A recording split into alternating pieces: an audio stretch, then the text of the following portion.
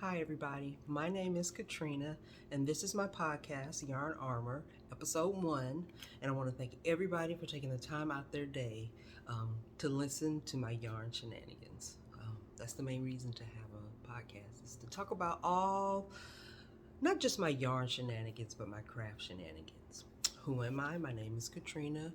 I love to crochet. That's my primary hobby, but I also love to sew. I have a sewing machine that I do a lot of sewing on. I love to garden, my spring garden that's going in. But my main and primary craft is yarn, is crochet. And I want to learn how to knit too, but that's later on. But right now it's primarily crochet. I do a lot of it. And my goal for this year with my crochet is to be able to kind of wear it a lot more than I usually do. What I'm wearing on my head is what I usually wear crochet style wise, but I've gotten into the habit of wearing more shawls. This is a Tina shawl, a Habeta shawl is actually what it's called. So that's one of my goals, is to actually make more things, wear and make more things that I can wear when it comes to crochet. You're seeing a side of me that a lot of people don't see. Usually I wear glasses right here like this, but I didn't realize they didn't have anti-glare on them. I thought they did. I do have a pair that has anti-glare, but I'm actually traveling, but I didn't want this to delay my recording of my podcast, so I went ahead and decided to record where I am. It's kind of weird, but I'm going with it. Why Yarn Armor? The name of my channel is Yarn Armor, and one of the reasons that it's called Yarn Armor is because I had a supervisor who had terminal cancer, and she did pass away from cancer. But I had crocheted her a shawl, and I told her that it was her armor, to arm her in the battle against cancer. Now, she fought the hard fight, but she did lose that fight. But I still like the name Yarn Armor to kind of describe kind of how I look at and think of yarn. If you look at my Ravelry account, you'll see things in there concerning dragon skin, well, armor, and a lot of kind of analogy to that. By the by, I am going to leave a link to my Ravelry account below. I'm a very avid user of Ravelry. I look at Ravelry for the most part basically once a day, almost once a day. I love Ravelry.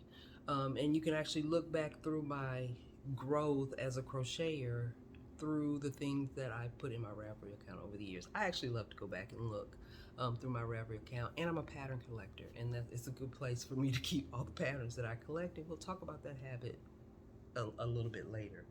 I'm actually traveling with all the whips I'm going to talk about today, and I have one finished object.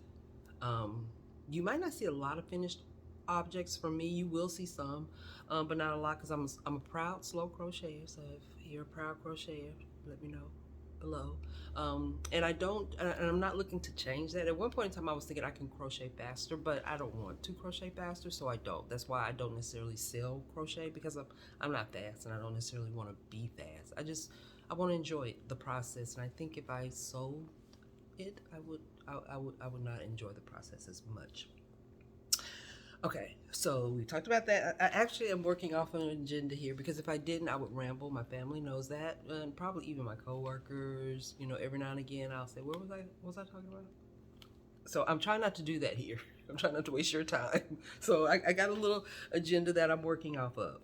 Okay, so I want to talk about, if I'm wearing something that I've crocheted or made myself, I always want to talk about what I made. So I actually, this is one of the first crochet patterns that you will see in my Ravelry account. And at the time, it was a pattern by Bob Wilson 123. But I believe she's changed her name to I Love Claire, or something with her name in it now, which is Claire. I know that. And I'll try and link all of the things that I'm talking about below so you can get it. It's actually a free pattern. At one point in time, I did make and sell these. I made quite a few of them. I actually love them. I only have the one now, but I have one that I'm working on right now to finish it. I think it's like wearing a crown. So I feel like I'm getting ready for this podcast. I feel like I put on my crown when I put this on. Okay, so now let's talk about some crochet stuff. So the first thing I want to talk about is my finished object. My finished object today is a bum bag that I made. It is made with We Crochet's Dishy, and it's a value pack. The Dishy value pack. Anyway, let's see. It is the cold brew Dishy value pack.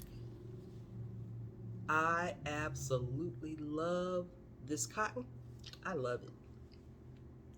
I made this pattern in a day. Did I say who made this? It's made by Denny Sharp of Denny Made. Is who this pattern's from. I believe there's a free version of this, but I bought the pattern. I buy all the patterns.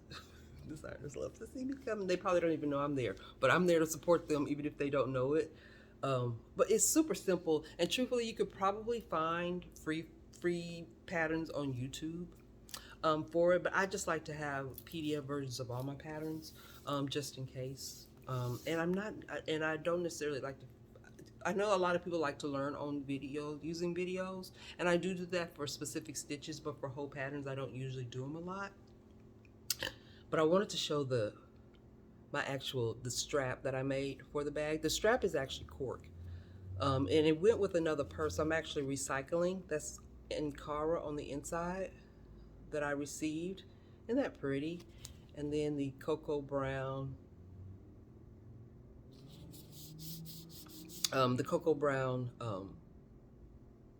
Cork fabric.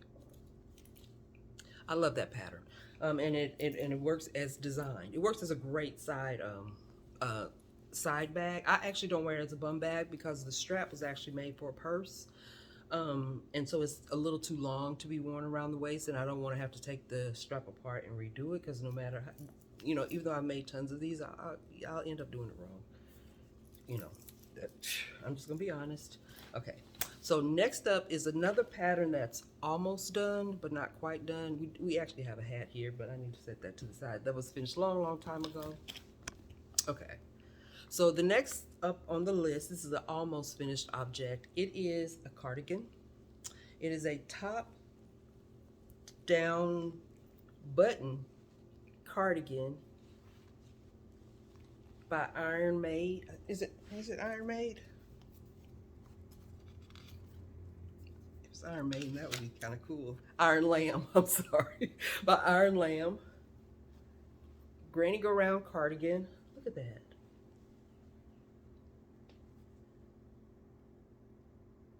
The yarn used here is Ice Yarns Twister DK. I actually ordered quite a bit of ice yarns. I love them. I think they give you good value, but you have to order correctly on there. I order, like I said, quite a bit from them, and this is one yarn that when I ordered the first time, I went back and ordered again because it is just, the stitch definition is just like amazing. And I'm finding that this is more like my color palette. All the colors are part of my color palette. I just love it. Like, stitch definition is amazing. One thing I will say about it though, it doesn't like Tunisian. Don't know why, because it's got a little bit of stretchy to it. But look at this. You see that? Yeah, that's a nightmare. What can you do? So I sit down. It's actually done except for that. So what do? I sit down on a certain day of the week. I have to actually assign it a day, or else it wouldn't get done. I assigned it a day, and so when I was in Sleeve Island, where the sleeves were taking forever, it was Wednesday. Every Wednesday, we would have to do a couple of rows until it's done, and now Wednesday is going to be, finishing. We're going to get this one finished so I can wear it on I think, an upcoming business trip. Okay, so what's next? So in January, I started being a part of a Tunisian crochet along with Lori. It's the Tunisian crochet Tunisian quick start crochet along, quick Tunisian crochet along, something along those lines. I'll get you the correct information below once again. Oh, here actually, and so right now I'm working on the triangle shawl. It's the third shawl, and it's the third one in the series. And I'm using Jim's Luxe Fiber out of Vicksburg, Mississippi. Jim's Luxe Fiber out of Vicksburg, Mississippi. That is absolutely correct. It is a lace pattern shawl with a fade. This is the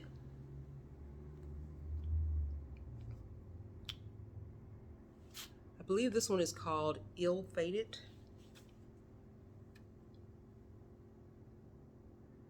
It's pretty, and then you have this lace pattern here. We're going to give it a hard block when it's done to kind of open that up.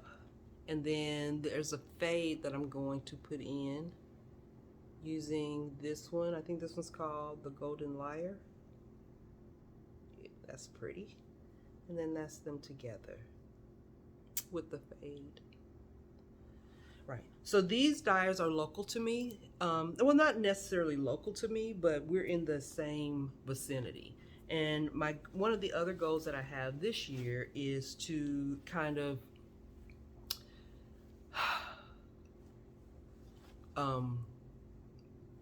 if I can afford it, to support small independent designers and crocheters.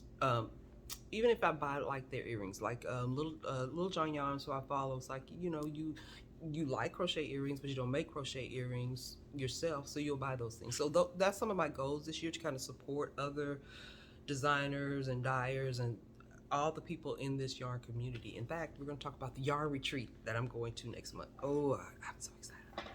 Okay, so the next thing I want to show you is the cadenza shawl, cadenza wrap. It's not a shawl, it's a wrap, by TL Yarn Crafts. I love her. I have her book. It's amazing. If you want to know about Tunisian crochet, I would look her up. Her tutorials are fantastic and amazing. She's fantastic and amazing. I have a semi-crab crush on her, along with a couple others. But this is the cadenza wrap, and look at there. Look at that. This is also Jim's Luxe Fiber. This is fingering weight though. So the windows are all part of a mini collection that go from this color all the way up. And so I'm working this section here. See that section here? And the last section is going to be that, right? Now what's interesting about this is I love the fiber. It feels absolutely gorgeous. It feels good. I don't understand the green. It's pretty. I don't understand the story here, but I still like it. So we're going to continue on that one and get that one done. I consider that one almost like a long-term project, right? Because it's a lot of the same stitchy goodness over and over again. Before we move on to something else, so I want to also show you that one of the other, since it's sitting here right next to me, this is actually the first pattern for the Tunisian Crochet along here. I really like this. And in fact, I'm wearing it with my Sheeples t-shirt that I got from Tractor Supply. I love Tractor Supply, my favorite store. And I'll just have it around my neck. You know, it's been kind of chilly. And usually it's not real chilly where I live, but it's been kind of chilly, so I like it. So that's scarf 2. Scarf 3, actually I have scarf 3, the second scarf. Here's the second scarf. It needs to be finished off and blocked. But here's the second one. It's just like a long scarf. This is ice yarn. I think it's like Magic Light or something like that. But it's really pretty with the stitch definition. After I made it, I said I should have made it in a more manlier colorway, because I think a man would have liked that scarf. This one is a Lion Brand Cupcake DK. Don't know which one it is, but it's one of the springy ones that I should not buy personally for myself because it's not really part of my color palette. This is. But that's another story. Okay, so speaking of this, if you go to my Ravelry account, you'll see that I actually have 3 of her patterns in my account.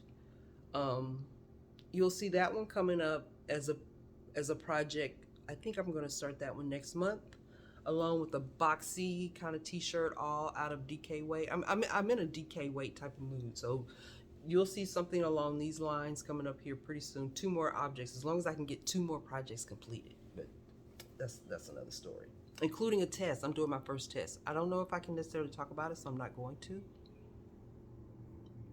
but I'm very excited for that. So my first test. Okay, so let's look at another project. I'm actually pulling out of my basket. Oh, y'all gonna love this. I love this. So the Granny Go Round cardigan was not my first dip into top-down construction. It's my second. My first one was the Granny Go Round jumper by Iron Lamb, same persons, actually the same yarn, which is why I bought this yarn again, because I loved it in that, and so I bought it again. At that point in time, I was loving top-down construction. Anything top-down construction, if you look at my Ravelry account, you'll see I started just kind of like adding those patterns to my account again until I got to 2. The first one was the Wool and Pines tea glass tee. I think that's what it is, the tea glass tee. That thing is beautiful. And I guess it could be easy. It's just the exchange was just too much for me to wrap my head around. And if you've seen the pattern, you'll know exactly what I'm talking about. It's just continual changes. And it gets to the point where you're just like, okay, I'm kind of overwhelmed. Let's put this to the side until I have time to concentrate on that baby. And I see people say that it's easy, but... So then I found Tessellation tea. Oh. So let me find the... So Stephanie Aaron is the designer of the Tessellation tee. And I have to tell you the truth, the yoke game on this one is absolutely fantastic. You can actually see the flat lay in my Ravelry account, but look at that. Isn't that beautiful? Oh, it's just gorgeousness. So for this one, this color right here is the one that's going to be part of the body of the tee. The Tessellations only goes to approximately the armpit, curves around toward the armpit. So this is going to be the main body. Now, what's interesting is that this is a different type of fingering weight yarn. It came out of a Koigu pack. I can't pronounce the name. We'll get the link. These are from the same kind of family of yarns. This is Sessium Yarns Dragon Horde. I remember that name. That's this. One of the yarns that I haven't wound yet, but it's traveling with me. Isn't that pretty? Yes. So they're kind of different, but I feel like these are a little poofier than these because the plies are different. But I feel like once I kind of stretched it a little bit, it would all work out. But isn't that pretty? Oh, it's gonna be fantastic. Yeah, see, like that. Yeah, amazing. Yes. So I still got that one to work on. And I think that's all the whips that I have with me. I have other whips at home. Some are whips that need to be frogged and taken down, and others are not. So going forward, one of the things that I want to do is kind of continuously refer back to my Ravelry account. A lot of action happens there. And so if you're a part of Ravelry, like me as a friend, and I'll like you back. Because, yeah, sharing the knowledge is good. Because I have a lot of patterns on Ravelry that I feel like a lot of people need to know about. And so this is my way of kind of saying, these are the designers that I like. Because truthfully, to me, buying patterns is like part of the joy in the process. Now what's coming up for me, I got my first testing done. And what I realized is, so I love tulips. Tulips are my jam. And in fact, where's my tulip? So all my projects are right here beside me, right here. So these are the tulips that I use. I've gone through a lot to get here. I've never tried the Clover Moors, but I did have the Clover Soft Touches. I love the Clover Soft Touches. They're my backup. But what I found is that with these, I always get gauge. I can't explain it to anybody, but what I But I realized is that even though I was getting gauge width wise, I was always a little off height wise, and I would just kind of blow it off, because I was never making anything that required really very specific gauge until here recently. Like truthfully, my tessellation tee, I know I'm gonna get comments for this. I have not done a proper test gauge on that. So I might do a proper test gauge when I get off of this call, just to kind of see. But the reason I'm doing proper test gauges now is because I'm doing a test pattern. And so I want to be able to do it correctly. But what I realize is that even though I'm always getting my gauge correctly width-wise, height-wise, I was always a little off. And I was truly off about a half an inch on my test gauge. And so what I realize is that I am a lifter. I actually wrote it down. It's called the golden loop. And I'll try and link a video down below that explains it. So if you can make gauge, but your gauge is too high, but width-wise is fine, they say you can change your hooks all day long and it ain't gonna matter.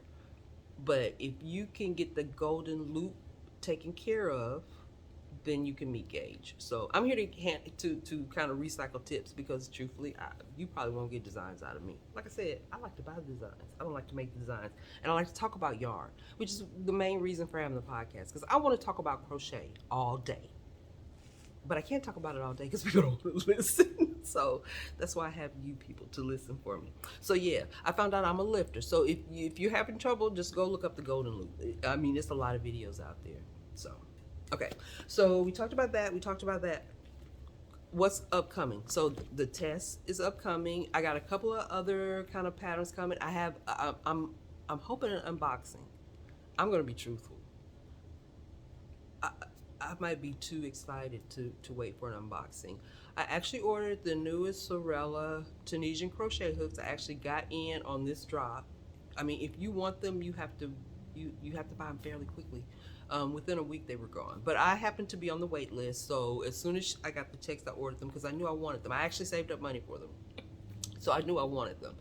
So when they come, hopefully I'll do an unboxing. Don't know. I might be too excited to do an unboxing. And since I don't know when they're coming, next month I'm going to my first yarn retreat. I'm going to the Stitch Up Chicago. So if anybody's going to that, please comment below, because we can meet up, we can have fun, we can crochet together. Yeah. So if you're going to Stitch Up Chicago, just let me know. That's one of the things that's coming up. I'm very excited about that.